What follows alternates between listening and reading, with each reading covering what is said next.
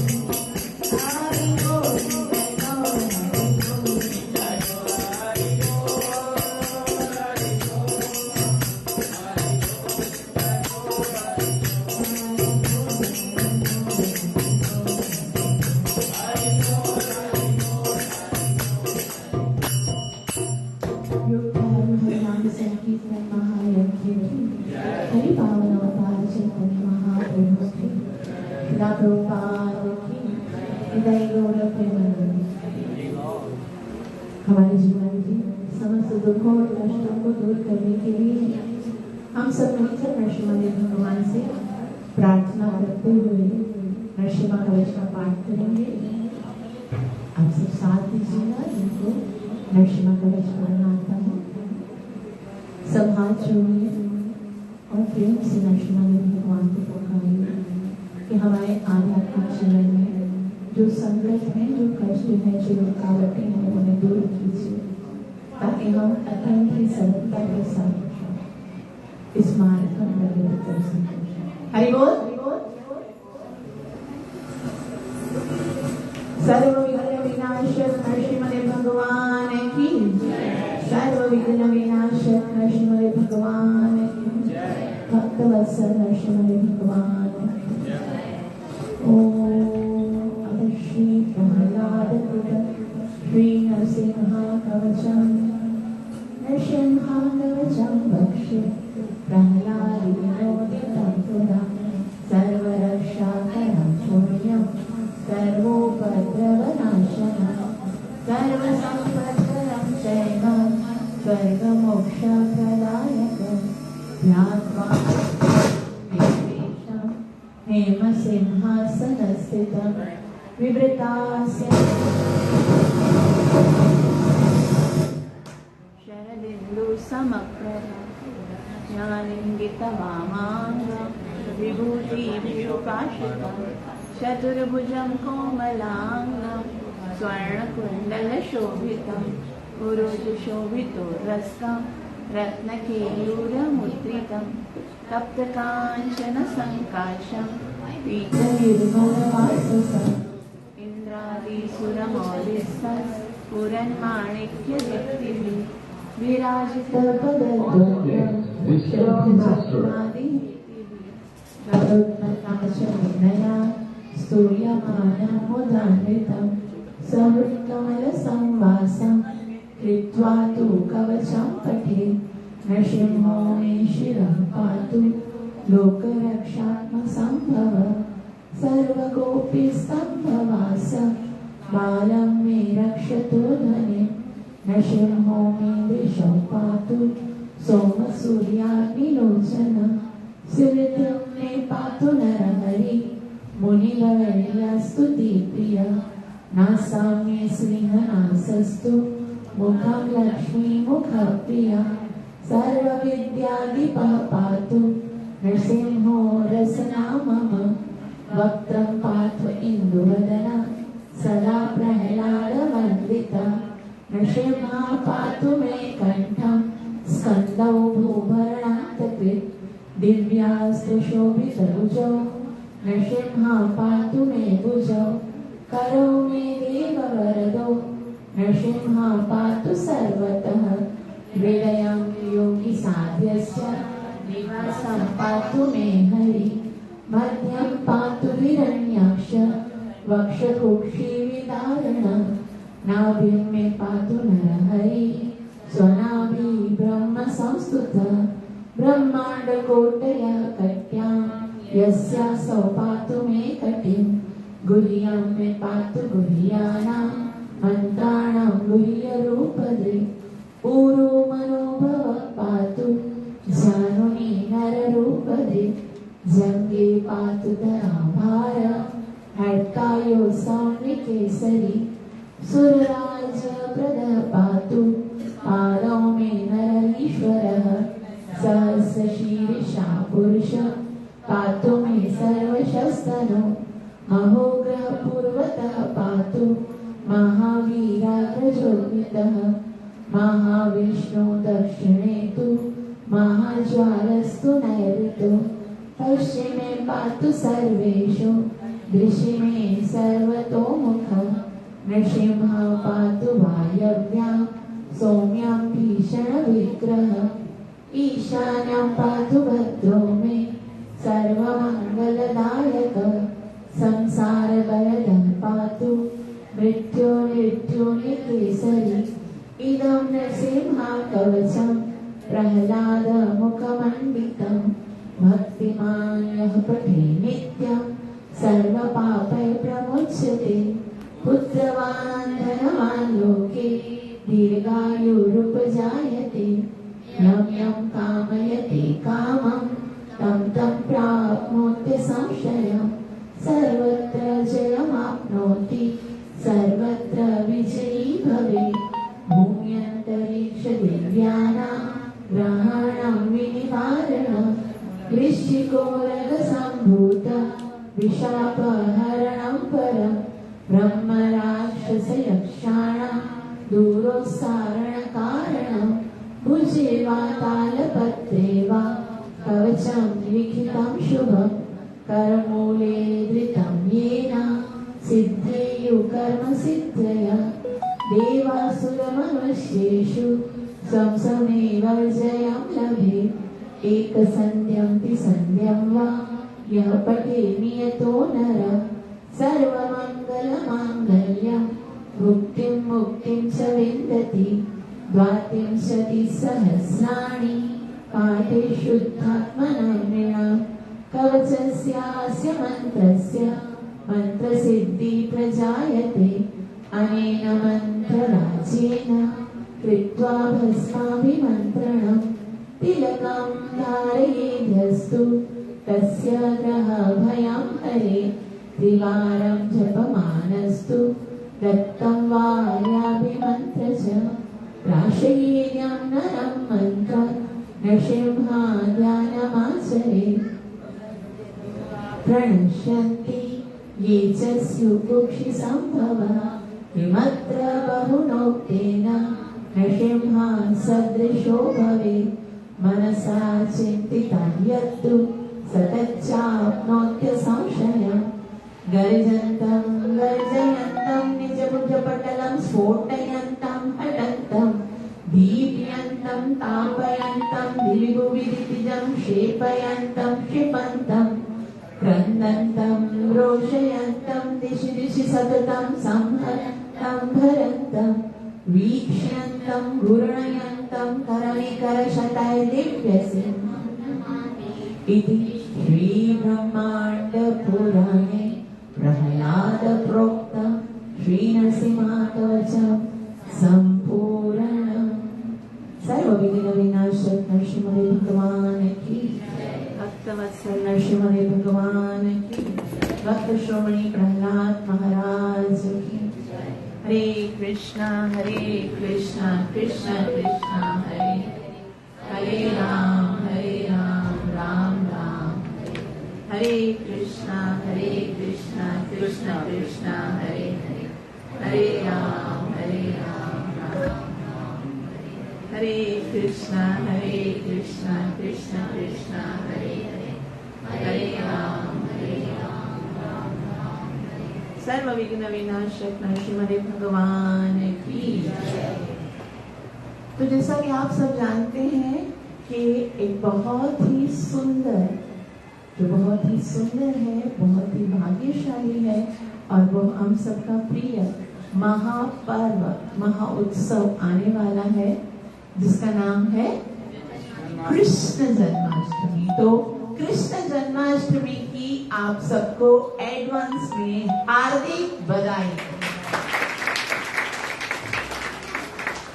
जन्माष्टमी आ रही है और आप सब जानते हैं कि हम भक्तों के लिए ये सबसे सुंदर और सबसे महत्वपूर्ण पर्व है।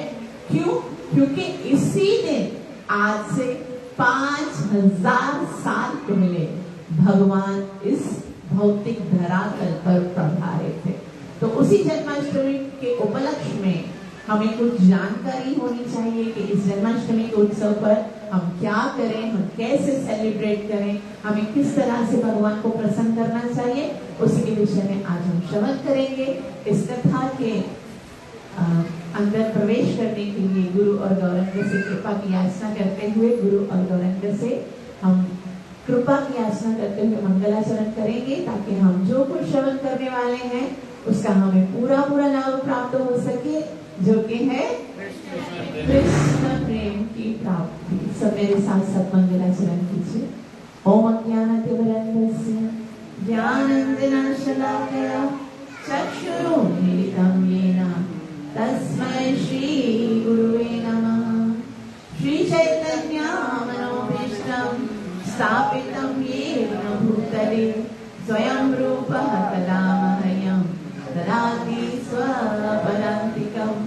वन्देऽहं श्रीगुरु श्रीयुतपदकमलं श्रीगुरुन् वैष्णवांश्च श्रीरूपं साग्रजातं सहगण रघुनाथं वितं सजीवं साद्वैतं सावधूतं परिजनसहितं कृष्ण चैतन्य देवं श्रीराधा कृष्णपादा सहगण ललिता श्रीविशाखान्वितांश्च। हे कृष्ण करुणा सिंधु दीनबंधु जगत्पते गोपेश गोपिका कांता श्री राधा कांत नमोस्तुते। तप्त कांचन गौरंगी राधे वृंदावनेश्वरी विष्णुभानुसुते देवी प्रणमामि हरिप्रिया। वाञ्छाकल्पतरुभ्यश्च कृपा सिन्धुभ्येव च पतितानां पावनेभ्यो वैष्णवेभ्यो नमो नमः। श्रीकृष्ण चैतन्य प्रभु नित्यानन्द श्री अद्वैत गदाधर श्रीवासदि गौर भक्तवृंद। हरे कृष्णा कृष्ण कृष्ण हरे हरे, हरे राम राम राम हरे हरे। बोल श्री कृष्ण कन्हैया लाल की जय। तो यह जन्माष्टमी वह उत्सव है जो आज पूरी दुनिया में मनाया जाता है। कुछ वर्ष पहले ऐसा था कि बहुत सारे लोगों को ये पता नहीं था कि कृष्ण कौन है और कृष्ण का जन्म कैसे हुआ, लेकिन ये श्रील प्रभुपाद जी की हम सब पर, प्रत्येक जीवों पर ये असीम अनुकंपा है कि श्रील प्रभुपाद जी की कृपा से आज विश्व भर में इस्कॉन के टेम्पल्स हैं, जहाँ पर भगवान श्री कृष्ण के विषय में बताया जाता है। और पूरी दुनिया में इसी कारण सारे कंट्रीज जो यूरोपियन कंट्रीज हैं, फॉरेन कंट्रीज हैं, जहाँ पर हम सोच भी नहीं सकते थे कि ऐसे भी कंट्रीज में जैसे चाइना है, जापान है, वहां पर भी भगवान श्री कृष्ण का जन्म उत्सव मनाया जाता है। ये पूरा का पूरा क्रेडिट जो जाता है वो श्रील प्रभुपाद जी की ओर जाता है, क्योंकि श्रील प्रभुपाद जी हैं, उन्होंने इतना आसान कर दिया है इन सारे उत्सवों को सेलिब्रेट करना। मंदिरों में बस हमको आना है और भक्त लोग इतना जन्माष्टमी से कुछ दिन पहले से ही इतनी भव्य तैयारियां होती हैं, इतने सारे फ्लायर्स बनते हैं, पम्पलेट्स आते हैं, इन्विटेशंस आते हैं, और सबको ये पता है कि जन्माष्टमी एक बहुत बड़ा उत्सव है जो कि साक्षात त्रिलोकी के नाथ, अखिल ब्रह्मांड के नाथ भगवान श्री कृष्ण के इस भौतिक जगत पर अवतीर्ण होने का दिन है, जिसे हमें बहुत ही उत्साह के साथ सेलिब्रेट करना है। तो ये बहुत ही उत्साह का दिन है और हमें उसको बहुत ही प्रेम के साथ सेलिब्रेट करना है, क्योंकि कृष्ण जो कि वृंदावन के प्रिय ग्वाले हैं और हम सबके प्राण आधार हैं। भगवान श्री कृष्ण हम सबके जीवन आधार है, तो हम सबको उनका बहुत ही उत्साह के साथ जन्मदिन सेलिब्रेट करना चाहिए। तो जन्माष्टमी के उपलक्ष्य में बहुत सारे क्वेश्चंस जो हैं वो आजकल आ रहे हैं, तो हम आज उन सारे क्वेश्चंस को उनका उत्तर देकर उनका समाधान करने का प्रयास करेंगे। तो पहला क्वेश्चन जो बहुत ज्यादा वायरल हो रहा है, सब पूछ रहे हैं कि जन्माष्टमी 6 सितंबर को है या 7 सितंबर, सब पूछ रहे हैं 6 को है, सेलिब्रेट किस दिन करनी है, हमको उपवास किस दिन रखना चाहिए, हम कैसे सेलिब्रेट करें। देखो, पहली बात तो ये बतानी है कि रोज भगवान का जन्मदिन है। रोज मतलब कि कहीं ना कहीं किसी न किसी प्लानेट में, किसी न किसी ब्रह्मांड में, तो आज भी जन्माष्टमी है, कल भी जन्माष्टमी। भगवान की लीला तो नित्य है, तो रॉन्ग कुछ नहीं होता है। रॉन्ग मतलब गलत नहीं है। अगर आप 6 को भी मनाते हो तो भी गलत नहीं है, 7 को भी सेलिब्रेट करते हो तो भी गलत नहीं है। लेकिन क्या है कि जैसे भक्तों लोग का एक ग्रुप होता है ना, जैसे गौड़ीय वैष्णव संप्रदाय है एक, तो संप्रदाय के अनुसार जैसे एक परिवार है ना हमारा, तो हम सारे परिवार गौड़ीय वैष्णव परिवार के जितने भी भक्त है ना, वो 7 सितंबर को जन्माष्टमी का उपवास जो है रखेंगे, उपवास रखेंगे और उत्सव सेलिब्रेट करेंगे। बाकी ये क्यों है, कभी कभी लोग पूछते हैं ना, अभी तो ये पहले होता नहीं था, अभी बहुत ज्यादा ये डिस्टर्ब हो गया है। एकादशी भी 2 सेलिब्रेट करते हैं, कोई दिन इस दिन, कोई कहते हैं इस दिन है, कोई कहते हैं इस दिन है, जन्माष्टमी में 2 रखते हैं। तो इसका कारण क्या है? तो इसका कारण क्या है कि जो सेलिब्रेशन है ना, उसके 2 तरीके हैं। ये जो फास्ट हम रखते हैं, हरे कृष्णा, जो फास्ट रखते हैं या जो उत्सव सेलिब्रेट किए जाते हैं ना, उनके 2 तरीके होते हैं। एक तरीका होता है कर्मकांडी। कर्मकांडी मतलब स्मार्ट ब्राह्मण जो होते हैं, उनका एक अपना कर्म मतलब तरीका होता है, और दूसरा होता है वैष्णव तरीका। तो स्मार्ट जो कर्मकांड का तरीका है और जो वैष्णव तरीका है, उसमें डिफरेंस क्या है? जो कर्मकांडी ब्राह्मण होते हैं वो कैसे उस दिन को सेलिब्रेट करते हैं कि जिस दिन भले किसी भी टाइम पर वो अगर तिथि स्टार्ट हुई है तो उसी दिन वो सेलिब्रेशन होता है। लेकिन वैष्णव जो है वो कैसे स्टार्ट करते हैं, कैसे इस उत्सव को मनाते हैं कि अगर वो तिथि ब्रह्म मुहूर्त में है ना, ब्रह्म मुहूर्त में अगर वो तिथि है तो उस दिन सेलिब्रेट होता है। जैसे एकादशी है, समझो दशमी है और एकादशी जो है वो दोपहर को 3 बजे या 4 बजे या 5 बजे या ऑनवर्ड किसी भी टाइम स्टार्ट होती है, तो कर्मकांडी ब्राह्मण होते हैं वो बोलते हैं क्योंकि आज ही स्टार्ट हो गई है तो हमको आज ही रखनी चाहिए।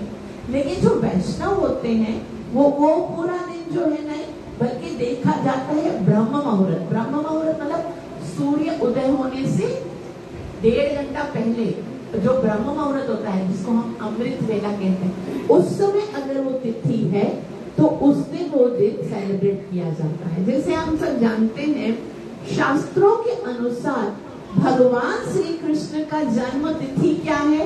महीना कौन सा है? भाद्रपद। और भाद्रपद की कृष्ण पक्ष की तिथि कौन सी है? अष्टमी तिथि है। हरे कृष्णा।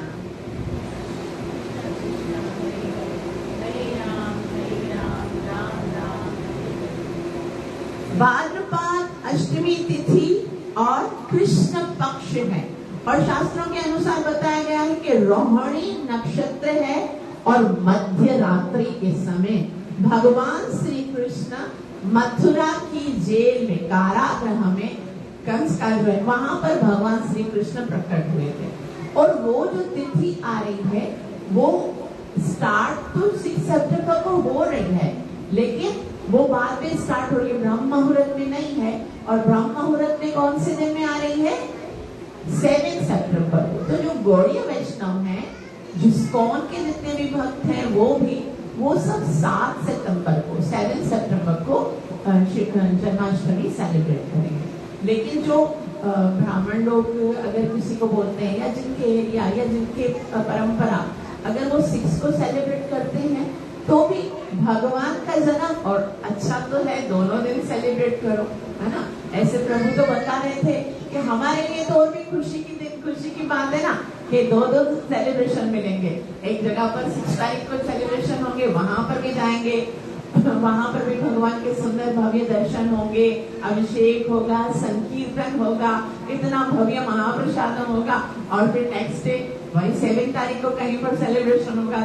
तो हमारे तो दोनों तरफ से फायदा है ना। तो इसमें टेंशन की बात नहीं है, उसमें एंजॉय करने की बात है।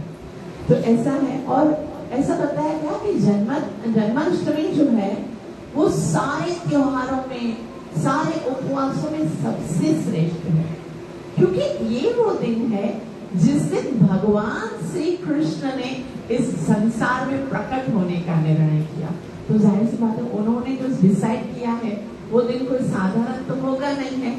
इसीलिए इस दिन को हमें बहुत ही उत्साह के साथ सेलिब्रेट करना है। बाकी जितने भी काम है ना, संसारियों को साइड में कर दीजिए, और ये दिन जो है वो ऐसे रखिए कि पूरा का पूरा कृष्ण के लिए, कृष्णमय दिन होना चाहिए। और ये दिन जो है, जैसे मैंने बोला कि जन्माष्टमी हम तिथि कहाँ से देखते हैं? ब्रह्म मुहूर्त से। तो स्टार्ट होगा ब्रह्म मुहूर्त में। जिसने वो ब्रह्म मुहूर्त मिस कर दिया ना, उसने समझो अपने जीवन का बहुत बड़ा लॉस किया। तो ये याद रखना है कि 7 सितंबर को सुबह 4 बजे तक आपको जाग जाना है, और उस समय जो है वो भगवान के जो भव्य दर्शन होते हैं ना, मंगला आरती के समय पर भगवान कैसे दर्शन देते हैं, एकदम सिंपल होते हैं, कोई भव्य श्रृंगार नहीं होता, नाइट ड्रेस में भगवान के दर्शन होते हैं, और इतने सुंदर दर्शन है। और अगर किसी के लिए मंदिर में जाकर अगर संभव है तो मंदिरों में भी होते हैं दर्शन। अगर मंदिर में जाकर दर्शन करना संभव नहीं है तो फिर आप लोग घर पर 4 बजे वृंदावन की मंगल आरती लाइव देख सकते हैं, मायापुर की मंगल आरती लाइव देख सकते हैं, और जितने भी टेम्पल्स होंगे ना इस्कॉन के, उन सब की मंगल आरती उस दिन लाइव चलेगी। आप लोग 4 बजे वृंदावन में, क्योंकि इंडिया का समय जो है आधा घंटा पहले वहां पर, और अगर पाकिस्तान में कोई टेम्पल्स हैं तो वहां पर 4:30 बजे आप लोग को मंगल आरती के दर्शन अवश्य कीजिएगा। ऐसा बताया जाता है कि ये जन्माष्टमी के दिन अगर मंगल आरती में भगवान के दर्शन हो गए तो फिर हमारा पूरा जीवन जो है वो मंगलमय होता है। मंगल का मतलब क्या होता है? ट्यूसडे नहीं होता है। ट्यूसडे तो अंग्रेजों ने मंगल का नाम दिया। हरे कृष्णा कृष्ण कृष्ण हरे हरे, हरे राम हरे कृष्णा कृष्ण कृष्ण हरे हरे राम हरे कृष्णा कृष्ण कृष्ण हरे हरे, हरे राम हरे। तो जन्माष्टमी के दिन हमें और क्या क्या करना चाहिए? लोग सोचते हैं भाई जन्माष्टमी के दिन सुबह सवेरे उठ गए, हो गए मंगल आरती, अब बस सारा दिन सोएंगे, क्योंकि उपवास रखा है ना। तो उपवास में तो कोई काम वाम होने वाला नहीं है, तो आराम से सो जाते हैं। फिर शाम को मंदिर जाना होगा तो जाग जाएंगे। नहीं, उस दिन 2 चीजें त्याग करनी है, एक खाना, दूसरा सोना। 2 चीजों से फास्ट करना है, और अगर हो सके तो एक तीसरी चीज से भी फास्ट करना है। कौन सा? व्हाट्सएप, इंस्टाग्राम, है ना, फेसबुक, इन चीजों से भी वो अगर हम फास्ट रखेंगे तो ज्यादा अच्छे से हम नाम जप में रुचि ले सकेंगे। क्योंकि ये जो है ना, वो हमें नाम जप में बहुत सारे रिस्ट्रिक्शंस देते हैं।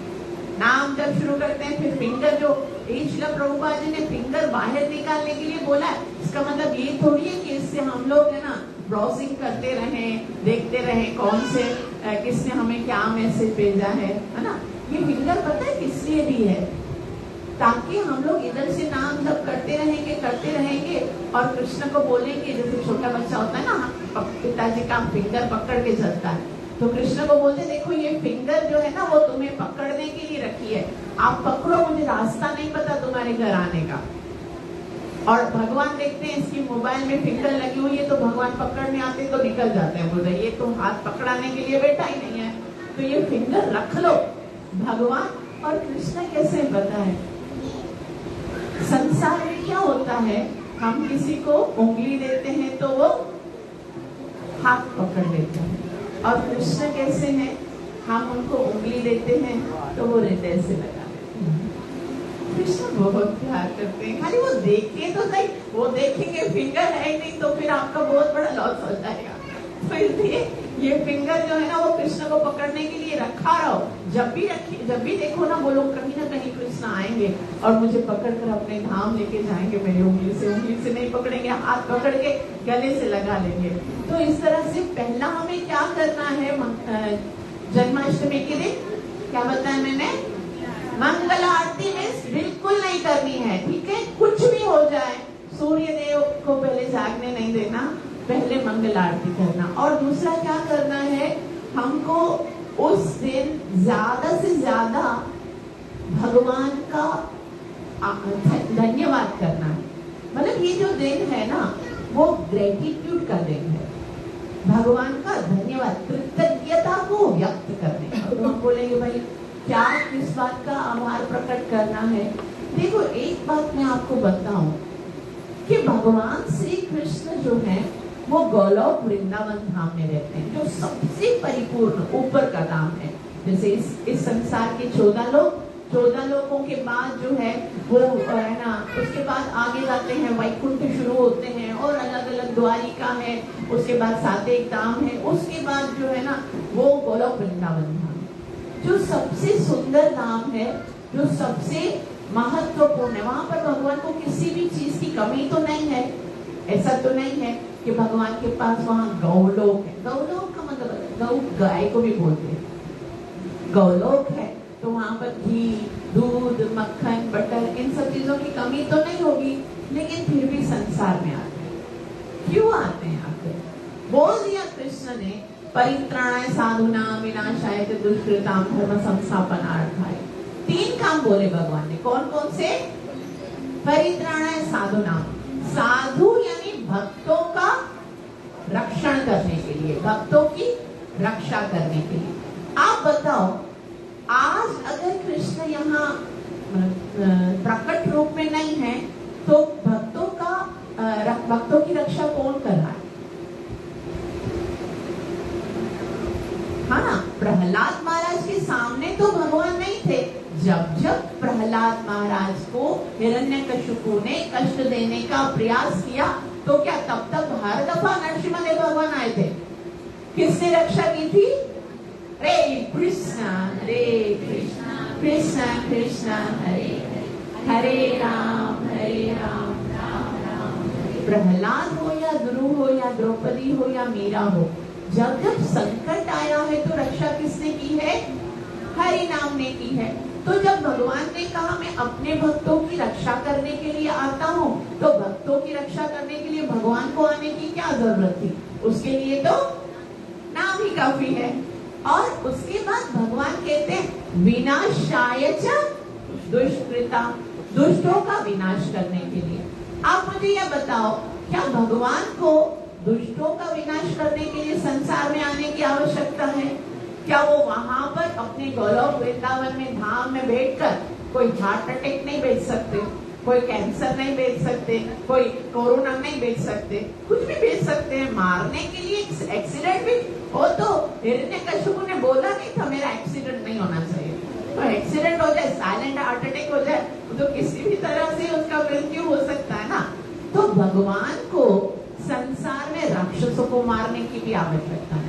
तीसरा भगवान ने क्या कहा? धर्म संस्थापन। आप बताओ, भगवान ज्यादा धर्म की स्थापना करते हैं या भगवान के भक्त? अरे धर्म की स्थापना करने के लिए तो हमारे शिला प्रभुपाद जी काफी है। शिला प्रभुपाद जी कहते मैं अकेला आया और सारे संसार को कृष्णमय बना दिया, आप जैसे अगर 3-4 मेरे साथ रहेंगे तो फिर पूरे विश्व में केवल कृष्ण का ही डंका बजेगा। तो धर्म की स्थापना करने के लिए तो भक्त ही काफी है। तो फिर आखिर क्यों आते हैं भगवान? इसका उत्तर है भगवान श्री कृष्ण बताते हैं Shrimad Bhagavatam canto 10 chapter number 33 verse number 36। बहुत ही सुंदर भगवान अपने आने का कारण बताते। भगवान कहते हैं अनुग्रहाय भक्तानां मानुषीं देहमास्थित भजते तादृशीं पीडां या श्रुत्वा तत्परो भवेत्। अनुग्रहाय भक्तानां, अपने भक्तों के ऊपर अनुग्रह करने के लिए आता हूँ। तो भाई भक्त तो हम भी हैं, अब तो आए द्वापर युग में, हमारे ऊपर क्यों नहीं अनुग्रह करने के लिए आए हो? तो कहते हैं आता हूँ भजते तादृशी क्रीड़ा, आता हूँ भली द्वापुर में, लेकिन जो जो क्रीड़ाएं करता हूँ, जो जो लीलाएं करता हूँ, या श्रुत्वा तत्परो भवेत्, जब मेरे भक्त इन लीलाओं को श्रवण करते हैं तब उनको मैं अपने धाम लेके जाता हूँ। जन्म कर्म च मे दिव्यम एवं यो वेति तत्वतः त्यक्त्वा देहम पुनर्जन्म नैति मामेति अर्जुन। और जो मेरे जन्म और कर्म के दिव्य तत्वों को समझ जाता है, उनको श्रवण करके मुझसे प्रेम करने लगता है, तो त्यक्त्वा देहम, ये शरीर को त्याग कर फिर पुनर्जन्म नैति, वापिस से जन्म नहीं लेता, बल्कि मामेति, फिर वो मेरे पास आ जाता है। तो मानो कि भगवान ने जन्म लिया हमें उद्धार करने के लिए, क्योंकि हमारा तो ऐसा सौभाग्य नहीं था कि हम द्वापर युग में जन्म लेकर कृष्ण की सेवा कर सके, त्रेता युग में जन्म लेकर राम की सेवा कर सके, या फिर सतयुग में नरसिंह भगवान का दर्शन कर सके। हम लोग तो कलयुग के जीव हैं, और कलयुग में केवल भगवान की जो लीलाएं हैं उनको श्रवण करके, भागवत श्रवण करके, शुद्ध वैष्णव श्री प्रभुपाद जैसे जो भक्त हैं उनके ग्रंथों को श्रवण करके हम भगवान के प्रति अपने हृदय के अंदर सोए हुए प्रेम को जागृत कर सकते हैं। तो इसीलिए भगवान ने हमारे ऊपर ये कृपा करने के लिए संसार में जन्म लिया। वैसे तो भगवान जन्म लेते नहीं है, ये भी क्वेश्चन आता है कि भाई भगवान है तो जन्म क्यों लेते हैं, और जिनका जन्म होता है तो वो भगवान कैसे हो सकते हैं? वास्तव में भगवान जन्म नहीं लेते, और असली बात तो ये है कि हम भी जन्म नहीं लेते। हम तो आत्मा है ना, भगवान के अंश है, तो जन्म ना आत्मा का होता है। भगवान श्री कृष्ण कहते हैं न जायते म्रियते वा कदाचन नायं भूत्वा भविता वा न भूयः अजो नित्यः शाश्वतोऽयं पुराणो न हन्यते हन्यमानेच। कि ये जो आत्मा है उसका कभी जन्म नहीं होता, उसकी कभी मृत्यु नहीं होती, ये अजन्मा है, शाश्वत है, नित्य है। और जब शरीर मर जाता है तो आत्मा की मृत्यु नहीं होती, आत्मा का जन्म नहीं होता। जन्म तो केवल शरीर का होता है, भगवान का कैसे हो सकता है? तो भगवान का जन्म नहीं होता, भगवान का प्राकट्य होता है।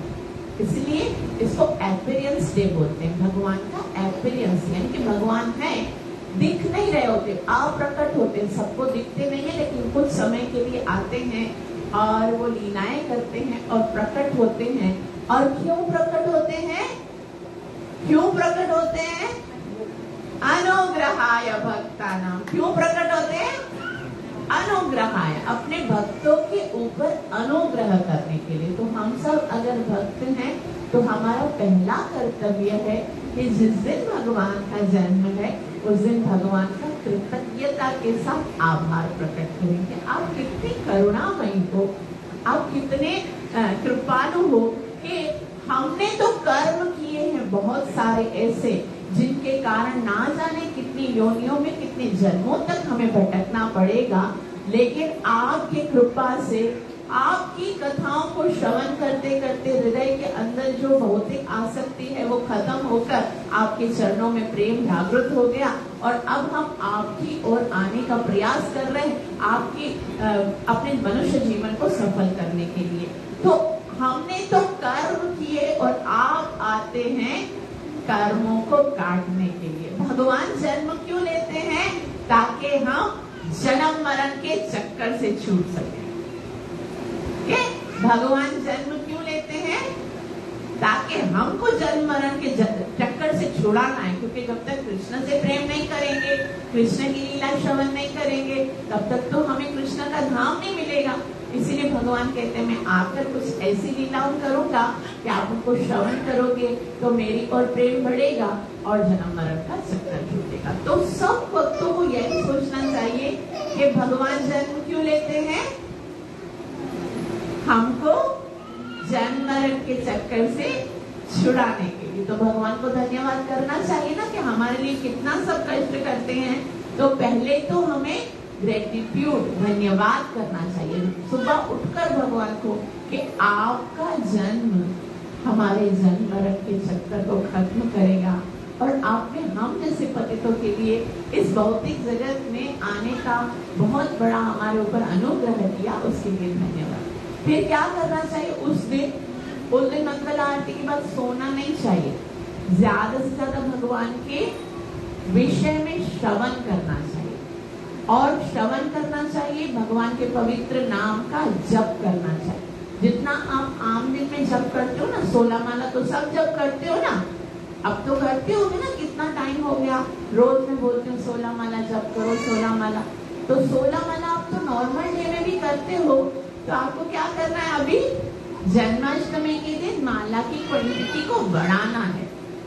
16 से ज्यादा करना है। कोई 20 कर सकता है, 24 कर सकता है, 26 कर सकता है, 30 कर सकता है, 32 कर सकता है, 50, जितनी भी आप माला कर सकते हो उस दिन ज्यादा क्वांटिटी में माला करो, ठीक है। और उसके साथ साथ माला कर लो अर्ली में, फिर बाद में मंदिर में जरूर जाओ। कोई ना कोई जो आपके घर के निकट टेम्पल है, सब मंदिरों में सेलिब्रेशन होता है, आप मंदिर में जाओ और भक्तों के साथ हरिनाम संकीर्तन गाना है। क्योंकि हरिनाम संकीर्तन जो है वो इस युग का धर्म है। तो ज्यादा से ज्यादा श्रवण करना है, नाम जप करना है, कीर्तन करना है। और घर पे भी जब तक हम हैं तो श्रीमद् भगवद गीता, श्रीमद् भागवतम और श्री प्रभुपाद जी की बहुत ही सुंदर एक बुक है कृष्णा बुक, जिसमें कृष्ण की लीलाएं हैं, उन सबको हम पढ़ सकते हैं। और उस दिन क्या करना है, जो मेन चीज मैं बताने वाली हूँ, उस दिन हमें फास्ट रखना है। सर्व विघ्न विनाशक नरसिम्हा भगवान की। तो उस दिन हमको क्या करना है? फास्ट रखना है। Fast for body and feast for soul. शरीर को खिलाएंगे नहीं, उस दिन किसको खिलाएंगे? आत्मा को खिलाएंगे। संकीर्तन का भोग लगाएंगे, हरि नाम का जप का भोग लगाएंगे, श्रवण का भोग लगाएंगे। और उस दिन क्या करना है? ये हमारी स्पिरिचुअल नरिशमेंट का दिन है, ये हमारी आध्यात्मिक जो है ना पुष्टिकता का दिन है। तो उस दिन शरीर को थोड़ा उनकी शरीर की मांगों को कम करके आत्मा की फरियाद सुनेंगे कि बहुत भूख लगी है, उससे आनंदित करेंगे। तो हमें क्या करना है? उस दिन फास्ट रखना है। तो बोलेंगे भाई कैसे फास्ट रखा जाता है? तो वैसे तो ध्यान से सुनिए, जन्माष्टमी का फास्ट कैसे रखा जाता है? निर्जल फास्ट रखा जाता है। 7 तारीख को निर्जल फास्ट होगा। पूरा दिन आपको नाम जप करना है, कीर्तन करना है, श्रवण करना है, भगवत गीता और भागवतम का रीडिंग करना है, अध्ययन करना है। और रात को 12 बजे तक फास्ट रहेगा, उसमें हमको कुछ खाना नहीं। लेकिन आप में से यदि कोई लोग बूढ़े हैं, कमजोर हैं, मेडिसिन लेते हैं, जो कि पूरा दिन बगैर खाए पिए निर्जल नहीं रह सकते हैं, वो जल पी सकते हैं, नींबू पानी भी पी सकते हैं, जल भी पी सकते हैं। जिनको लगता है कि हमारे अंदर इतनी शक्ति नहीं है कि हम पूरा दिन फास्ट रखें, लेकिन अगर किसी को लगता है कि भाई खाली जल से भी काम नहीं चलेगा, तो वो फ्रूट्स ले सकते हैं, फल भी ले सकते हैं। ताकि ये खाना थोड़ा सा फल वगैरह खा लेंगे, वो इसलिए है ताकि आप नाम अच्छे से जप कर सको, तपस्या कर सको, साधन कर सको, श्रवण कर सको। ऐसा नहीं खा नहीं रहे तो सारा दिन सो जाए बस, नहीं, आप थोड़ा फ्रूट्स भी ले सकते हो, फ्रूट जूस भी ले सकते हो, दूध भी ले सकते हो, जल भी ले सकते हो, ताकि आप अच्छे से साधना कर सकें। लेकिन अगर किसी को ऐसा लगता है कि हम खाली फ्रूट्स नहीं ले सकते, तो एकादशी प्रसादम ले सकते हैं, लेकिन अन्न बिल्कुल भी नहीं लेना है। कोशिश ये नहीं कि बस मैंने बोला है कि एकादशी प्रसादम ले लेते तो सब शुरू हो जाए, अच्छा मैं ये भी बनाऊंगी, मैं ये भी बनाऊंगी, मैं ये भी बनाऊंगी। नहीं नहीं नहीं नहीं, मिनिमम जितना आपको लगे कि मैं उससे कर सकता हूँ। फास्ट का मतलब होता है निर्जल फास्ट होना चाहिए, लेकिन अगर आपके अंदर इतनी शक्ति ही नहीं है तो फिर आप कैसे करोगे? तो जो मेडिसिन लेते हैं, जिनको डायबिटीज है या जो नहीं कर पाते, उनके लिए ये थोड़ा सा ये है कि वो रख सकते हैं। और फास्ट खोलना कैसे है? देखो, रात को हर मंदिर में अभिषेक होता है। अभिषेक आप अगर घर पे ठाकुर जी हैं, अपने घर के ठाकुर जी का अभिषेक आप किसी भी समय कर सकते हैं, ताकि आपको शाम को तो मंदिर में सेलिब्रेट करना है, तो आप अपने घर के ठाकुर जी का सुबह को भी कर सकते हैं, इवनिंग में भी कर सकते हैं। लेकिन कोशिश कीजिए रात को 11 बजे हर मंदिर में अभिषेक स्टार्ट हो जाता है। 11 बजे से लेकर 12:30 बजे तक भगवान का भव्य अभिषेक होता है। अभिषेक का क्या मतलब होता है? अभिषेक का मतलब होता है स्नान कराना। किससे अभिषेक कराते हैं? हम नॉर्मली भगवान को पंचामृत से आप घर पर भी स्नान करा सकते हैं, अभिषेक करा सकते हैं। पंचामृत में क्या होता है? देसी घी, शहद, दूध, दही और शक्कर वाला पानी, ये 5 चीजों को पंचामृत कहा जाता है। इनके साथ भगवान का अभिषेक होता है। पहले दूध, फिर दही, फिर हनी, फिर देसी घी, उसके बाद शक्कर वाले पानी से भगवान को स्नान कर सकते हैं। और उसके अलावा भी भगवान को फलों के रस से भी, जो फ्रूट जूसेस हैं, उनसे भी अभिषेक किया जा सकता है। भगवान को सुंदर अभिषेक का वस्त्र पहना के, उनको ड्राई फ्रूट्स की मालाएं पहनाकर, और फिर घर पे भी आप अभिषेक कर सकते हो। और रात को मंदिर में भव्य अभिषेक होता है। और ये जो अभिषेक का जो चरणामृत मिलता है, जिससे भगवान ने अभिषेक किया होता है, वो अमृत आपको अवश्य पीना है। उसी से ही आपका उपवास खुलेगा। जब भी आप उपवास खोलोगे ना रात को, और ऐसा है कि उपवास खुलेगा रात को 12 बजे के बाद, 12:20 पर खोलते हैं तो 12:30 बजे तक उपवास आप खोल सकते हो। लेकिन पहला जो आप वस्तु ग्रहण करोगे वो भगवान का चरणामृत होगा। चरणामृत इतना महत्वपूर्ण होता है। भगवान का हम अभिषेक कराते हैं ना, आप जितनी बूंदों को भगवान के शरीर पर गिरते हुए देखते हो, भगवान के अभिषेक के समय दर्शन करना और अभिषेक कराना, उसका एक ही लाभ है। जितनी बूंदें आप भगवान के शरीर पर गिरते हुए देखते हो ना, उतना तीव्रता से आप भगवान के निकट जाते हो। हम लोग क्या करते हैं, इधर अभिषेक हो रहा होता है, इधर से हम अपनी सेल्फीज में लगे होते हैं ना। लेकिन कोशिश करना चाहिए पूरा का पूरा जो भगवान का अभिषेक है वो ध्यान से देखना चाहिए, पलक भी नहीं झपकनी चाहिए, क्योंकि जितना अधिक आप उस समय भगवान के दर्शन करते हो ना, उतना जल्दी से भगवान की ओर आप निकट जाते हो। और ऐसा कहते हैं अकाल मृत्यु हरणम। अगर कोई अभिषेक का थोड़ा सा भी पी लेता है ना, भगवान का जो चरणामृत है, वो उसकी कभी अकाल मृत्यु नहीं होती। अकाल मृत्यु मतलब एक्सीडेंट में हो जाए, गोली से फायर से, मतलब अकाल मृत्यु उसकी कभी नहीं होती है। और दूसरा, विष्णु पादोदक पीत्वा पुनर्जन्म न विद्यते। जिसने भगवान के चरणामृत को पी लिया, उसको दोबारा कभी भी उसका जन्म नहीं होता है। तो आप कहोगे इतना कठिन व्रत है, पूरा दिन निर्जल रखना है, तो उसका लाभ क्या होगा? अगर हमारा ये ना कि बिजनेसमैन मेंटेलिटी है, तो हमको ये जानना ही होता है कि हमें लाभ क्या होगा। तो मैं आपको बताती हूँ कि केवल एक दिन भगवान कृष्ण के जन्माष्टमी के दिन उपवास रखने के लाभ क्या क्या होते हैं। पहला, ब्रह्म वैवर्त पुराण में धर्मराज सावित्री जी को कहते हैं कि जो प्राणी भगवान श्री कृष्ण की जन्माष्टमी के दिन व्रत रखता है, उसके 100 जन्मों के सारे पाप नष्ट हो जाते हैं। दूसरा, भविष्य उत्तर पुराण में भगवान श्री कृष्ण युधिष्ठिर महाराज को कहते हैं कि जो व्यक्ति जन्माष्टमी के दिन उपवास रखता है उसको 20 करोड़ एकादशी के समान लाभ प्राप्त होता है।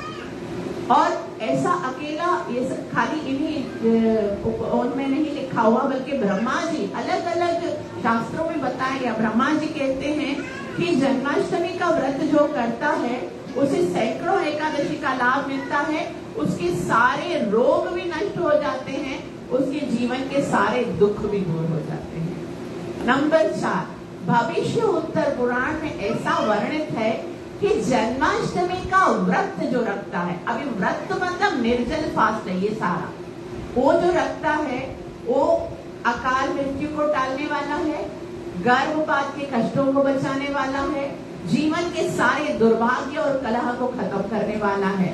नंबर 5, वायु पुराण में बताया गया और कई दूसरे ग्रंथों में भी जन्माष्टमी के व्रत की महिमा बताई गई है कि जो व्यक्ति जन्माष्टमी के दिन भगवान श्री कृष्ण के जन्म के उत्सव के पहले अन्न ग्रहण कर लेता है, मतलब जो उपवास नहीं रखता है, भोजन कर लेता है, वो मनुष्यों में नीच है, नराधम है। और जो उपवास रखता है, पूरा दिन जप करता है, ध्यान करता है, भागवत कथा श्रवण करता है, उत्सव मनाता है, और भगवान के जन्म के उत्सव के बाद जब वो उपवास खोलता है तो वो केवल अपना ही नहीं, अपनी 21 पीढ़ियों का उद्धार करता है। कृष्ण जन्माष्टमी महा उत्सव की। तो ये हम सबका कर्तव्य भी है, हम सबका भगवान के प्रति ये ग्रेटिट्यूड भी है, कृतज्ञता भी है कि भगवान के लिए हम कुछ त्याग, कुछ सेक्रीफाइस करें। तो जितना ज्यादा हो सके हमें इस जन्माष्टमी का लाभ लेना है। हो सकता है कि हमने पहली जन्माष्टमियों को इतने उत्साह के साथ नहीं निभाया, लेकिन क्योंकि अब हम मंदिर आते हैं, कथा श्रवण करते हैं, तो हम सबको इस जन्माष्टमी को बहुत ही अच्छे से, धूमधाम से, प्यार से मनाना है और अपने मनुष्य जीवन को सफल करना है। आप सबका बहुत बहुत आभार जो इतना प्रेम से श्रवण किया। मुझे आशीर्वाद अवश्य दीजिएगा कि मैं प्रेम के साथ मेरा प्राण भाव से हरि नाम का जप कर सकूं और अपनी सेवा और साधना से गुरु और कृष्ण को प्रसन्न कर सकूं। 3 बार महामंत्र पढ़कर मेरा उत्साह बढ़ाइए। हरे कृष्णा कृष्णा कृष्णा हरे हरे, हरे राम राम राम हरे हरे, हरे कृष्णा कृष्णा कृष्णा हरे हरे, हरे राम राम राम हरे हरे, हरे कृष्णा कृष्णा कृष्णा हरे हरे, हरे राम राम राम हरे हरे। बोल श्री कृष्ण कन्हैया।